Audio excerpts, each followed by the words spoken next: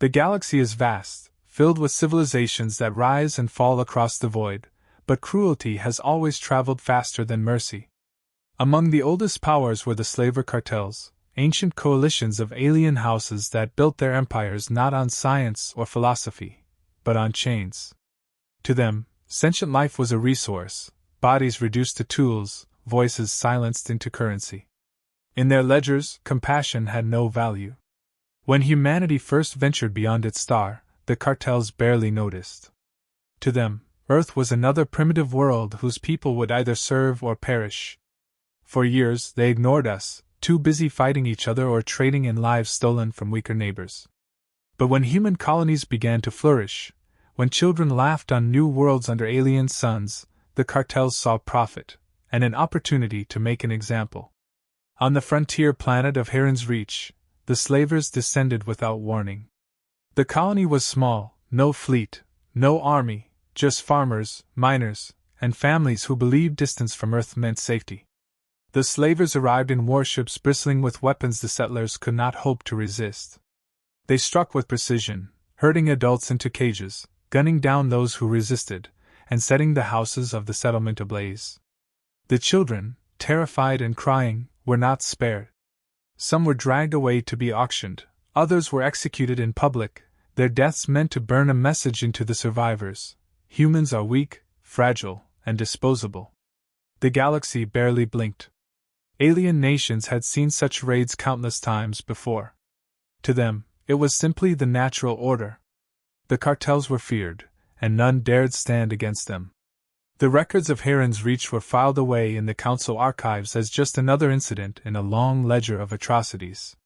But humanity, still young among the stars, did not have the hardened indifference of older species. They had memory, pain, and rage. And the killing of children cut deeper than any wound inflicted before. Across the networks of Earth and her colonies, the images spread. Charred toys in the dust, blood-streaked walls, the hollow eyes of survivors. It was no longer a story of conquest or political maneuvering, it was slaughter. News anchors did not speak calmly of trade disputes, they spoke with grief, with trembling anger. In homes across America, parents looked at their children and felt the echo of that loss as if it were their own. What had been a distant frontier tragedy became a wound that reached every living room. The governments of Earth issued condemnations, as expected. Representatives stood in the halls of the Galactic Council and demanded justice, though they knew no justice would come. The Council's silence was deafening. The cartels laughed in backroom channels, confident that humanity's fury would burn itself out, that nothing more would come of it than speeches. But in America, the outrage was not left to cool. A single decision was made, one that would ripple through history: no child's death would go unanswered. There are moments when a nation forges something that is not meant for diplomacy, nor for survival, but for vengeance. From the deepest layers of shadow programs and forgotten black budgets came a name, long whispered in the corridors of intelligence: the Gravekeeper. To those who first heard it, the word sounded strange, even theatrical. But it carried weight.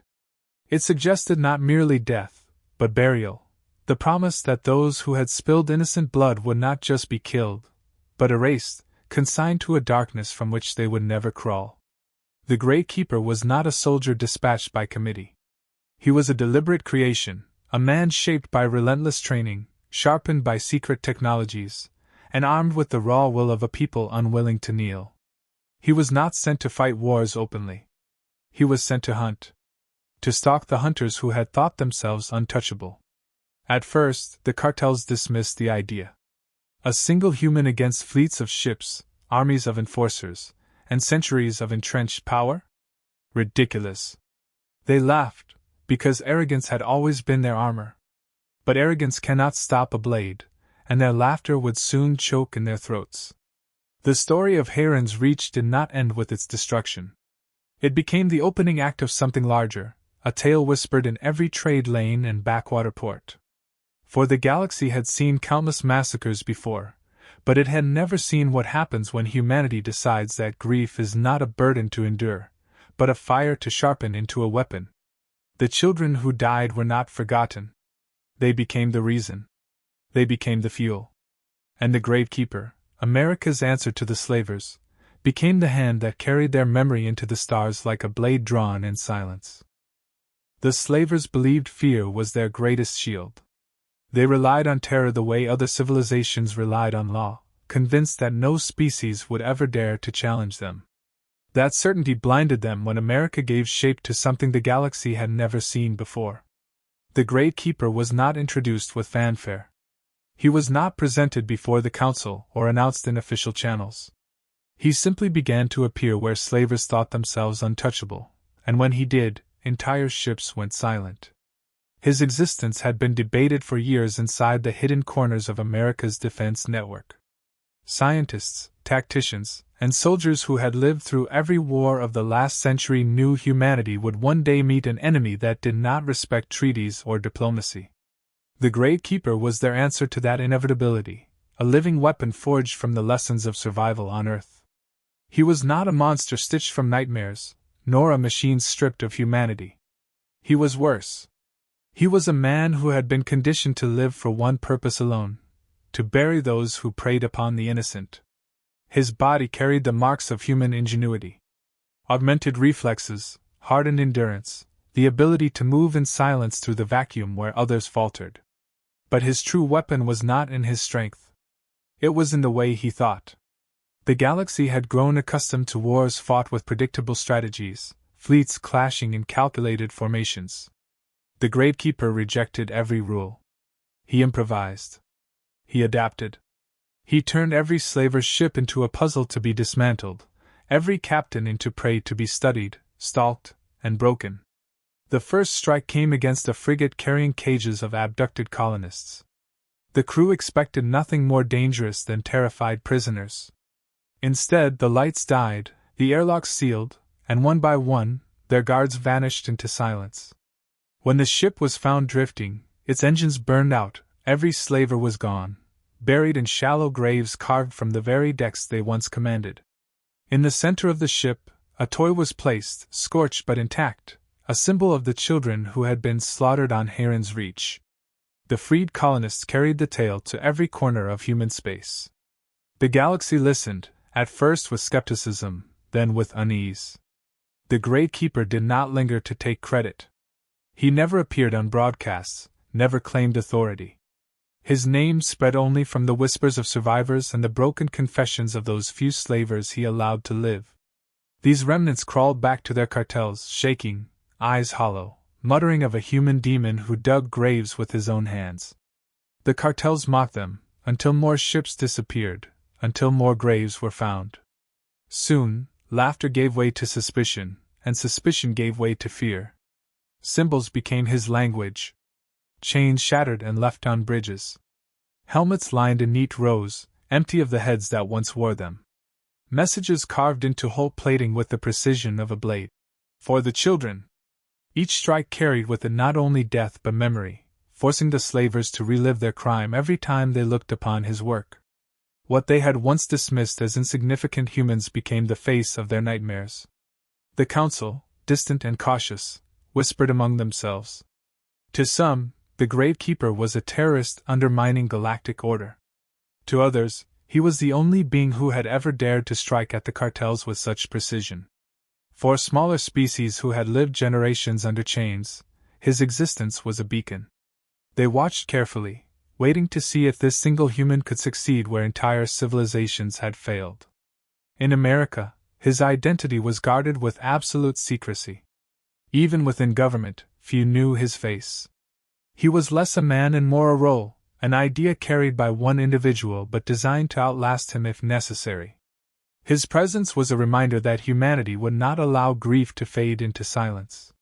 He was the vessel of rage transformed into justice, and his story was told not in speeches but in the broken hulls of slaver ships drifting lifeless through the void. The galaxy began to understand what the cartels had unleashed. They had not simply slaughtered children on a frontier world. They had forged a legend. In every whispered retelling, the Gravekeeper grew more than human. Some called him a spirit, others a cursed machine, others still the embodiment of every parent's grief. But all agreed on one thing: he could not be reasoned with, could not be bribed, could not be stopped. The Gravekeeper had begun his work, and work was all he intended to finish. The slaver cartels had endured centuries of conflict, outlasting empires and suppressing rebellions with overwhelming force.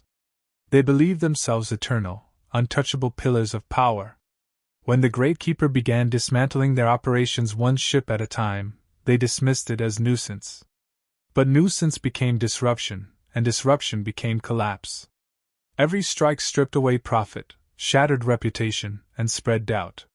The cartels, creatures of greed above all, began to panic. Profit margins shrank as transport routes were abandoned, fearing ambush. Labor camps erupted in revolt, inspired by rumors that the human demon would come for them next. Entire sectors slipped into chaos as slaves turned weapons against their masters. The Gravekeeper had not just attacked their ships, he had infected their empire with fear. And fear, once planted, spread faster than any fire.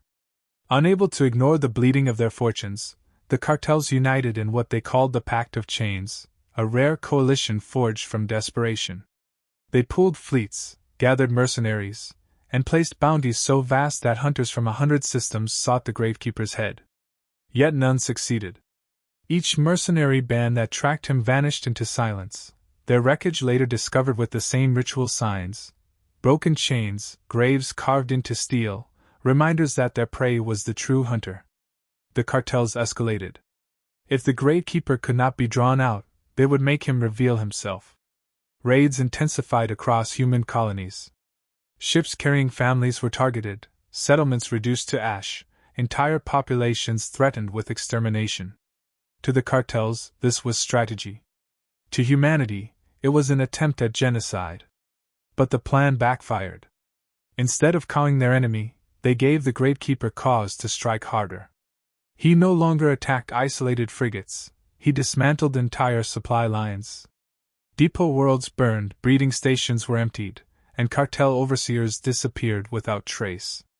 Every act was calculated not only for destruction but for spectacle.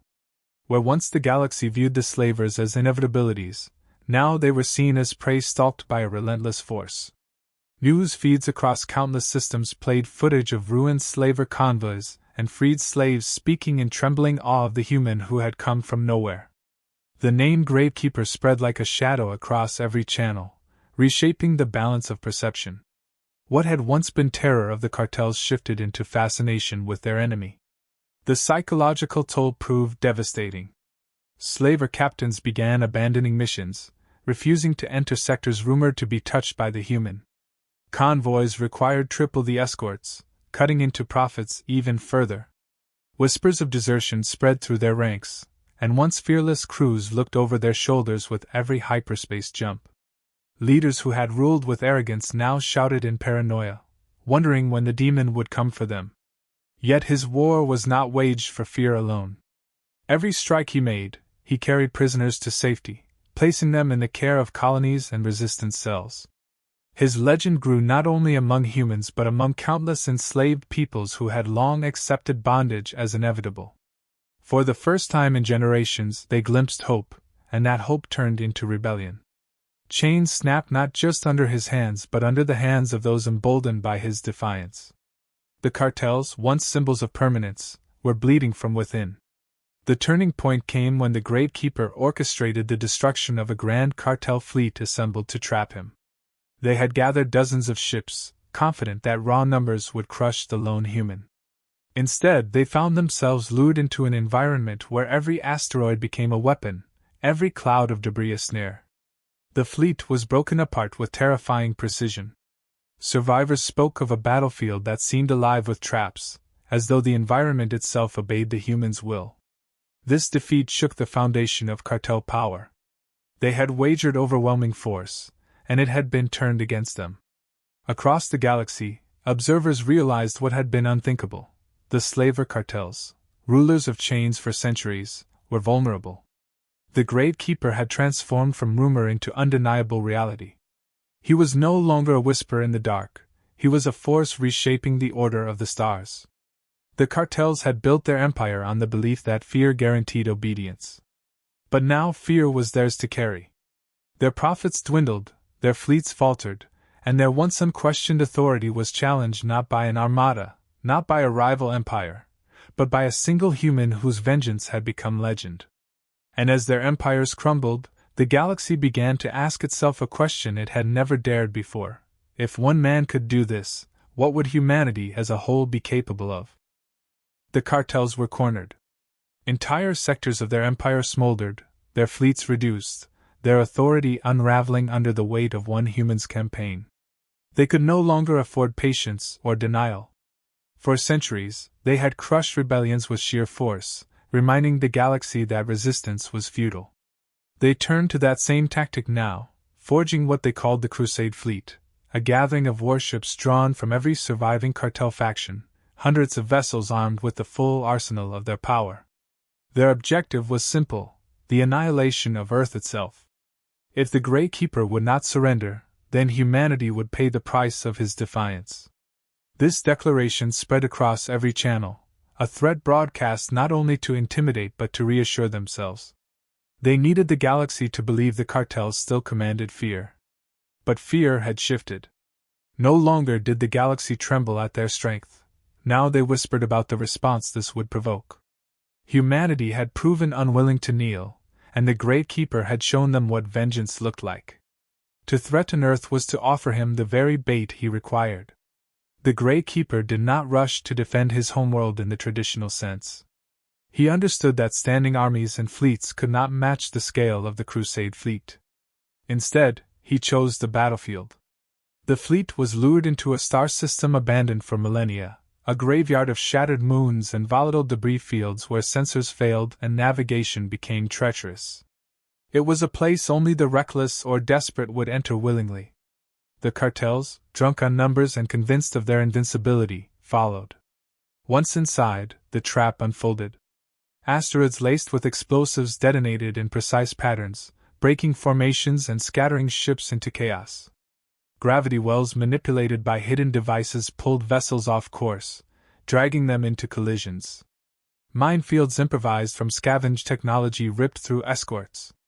Every move of the Crusade fleet was anticipated, every strength twisted into vulnerability. The Gravekeeper did not command an army, he commanded the environment itself, turning the battlefield into his ally. Slaver captains who had mocked him now found themselves trapped in a labyrinth of death. Their calms filled with screams, their formations broken, their fleets consumed by invisible hands. Panic spread faster than orders could contain it. Ships fired blindly, striking their own allies in the confusion. What was meant to be a display of overwhelming dominance devolved into slaughter, and at the center of the storm was the man they had sought to crush. The final confrontation came when the overlord of the Pact of Chains, the architect of countless atrocities, sought to face the Gravekeeper directly. He believed his personal guard, his weapons, and his centuries of experience would overwhelm any human. What he found instead was a foe who embodied more than strength. The Gravekeeper fought not as a soldier of flesh but as the sum of every child lost, every parent broken, every colony scarred by slavery's cruelty. Each strike carried the weight of grief honed into purpose. Each move rejected surrender. The Overlord, who had built his empire on domination, discovered what it meant to face a will that refused to break. The duel did not last long. In the end, the Overlord fell not to superior weapons, but to the relentless resolve of a human who refused to let a single cry go unanswered. His death shattered the illusion of cartel permanence. Their fleet, already in ruins, dissolved into chaos. Some ships fled into the void, leaderless and broken. Others were consumed in the inferno of the battlefield, leaving only wreckage drifting in silence. The Crusade fleet, the greatest concentration of cartel power and living memory, ceased to exist. The galaxy watched as the impossible became reality.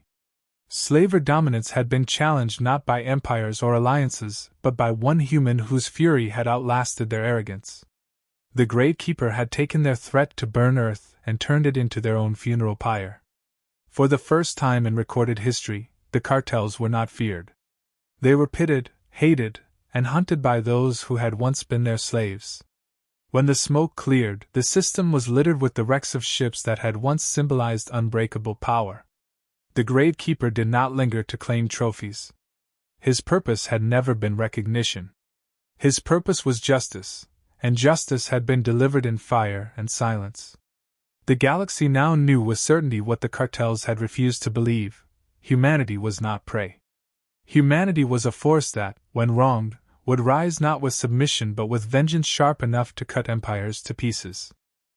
The fall of the Crusade fleet did more than shatter the cartels. It shattered the perception that their rule had been inevitable. For centuries, they had thrived by convincing others that resistance was futile, that submission was the only path to survival. That illusion died in the graveyard system where their greatest fleet was annihilated by one human who refused to bend. In the silence that followed, the galaxies shifted. Across worlds long shackled in servitude, the chains began to break. Entire species, once resigned to generations of bondage, rose in rebellion. They no longer saw themselves as powerless victims. They saw themselves as heirs to the same defiance that had fueled the Gravekeeper. His actions had proven that fear could be turned back on its masters, that even the most entrenched tyranny could bleed. The spark he carried ignited a fire far larger than any campaign he could wage alone. The cartels fractured. Deprived of their leadership and their fleets, the surviving lords turned on each other, scrambling for scraps of territory, clawing to protect dwindling profits. Their names, once spoken with reverence or dread, became curses muttered in back alleys. Bounties were placed on their heads not by rivals but by the very slaves who had once filled their coffers. The galaxy's predators had become prey, and their downfall was inseparable from the shadow of the human who had hunted them. In the halls of the Galactic Council, outrage mixed with unease. Diplomats argued whether the Gravekeeper was a hero or a terrorist, whether his war had brought order or chaos. Yet beneath their debates lay an undeniable truth: humanity had proven itself unyielding. The Council, accustomed to dismissing Earth as a young and fragile species, now had to contend with a reputation forged in blood. Humanity was no longer seen as livestock or colonists. They were seen as dangerous, unpredictable, and unwilling to accept injustice. No empire, however ancient, could look upon them the same way again. For America, the Gravekeeper became both symbol and secret. Officially, his existence was never acknowledged. Unofficially, his story became woven into the culture, retold in whispers, honored in silence. Children who once feared alien raiders grew up hearing of the demon who avenged the lost, who walked into the stars not for conquest but for justice. The name became myth, spoken not with dread but with reverence. The Gravekeeper was not celebrated with parades or monuments. His legend lived in the quiet certainty that when the worst horrors came, humanity would always answer. His fate remained unknown. Some said he died in the final battle, consumed with the fleet he destroyed. Others claimed he returned to Earth, hidden under layers of secrecy, living a life erased from records. There were even those who swore he still moved among the stars, striking at remnants of the cartels, never resting, never ceasing. The truth mattered less than the legend. What mattered was that every slaver, every tyrant, every power that thought to exploit humanity now had to wonder if the Gravekeeper was watching. For the freed peoples of the galaxy, his name became a prayer. On worlds where chains were broken, murals were painted not of armies or councils but of a faceless figure standing in defiance. For them, the Gravekeeper was proof that one voice, one will, could topple an empire built on centuries of cruelty. He was not just human vengeance. He was the universal promise that no crime was eternal, that justice could come from the least expected hand. The galaxy adjusted to its new reality. Trade routes shifted, alliances realigned, and whispers of rebellion grew into movements. The cartel's graves stretched across the stars, and with every wreck that drifted silently in the void, their legend waned while his grew. The message was clear: the slaughter of innocents had not ended in silence. It had awakened something the galaxy had underestimated for too long. Humanity had proven that it could not only endure but change the balance of power itself. In the end, the Gravekeeper's story was not about one man. It was about what humanity became when pushed to the edge. It was about a people who refused to let grief turn into submission, who took loss and forged it into a weapon. The galaxy had seen demons before, monsters born of conquest and cruelty. But this demon was different. He was born of love twisted into vengeance, of pain reshaped into defiance. He carried the memory of murdered children into every strike, and in doing so, he taught the stars a lesson they would never forget. Humanity may be young, but when wronged, it does not cower. It rises. It fights. It buries its enemies deep enough that history itself trembles.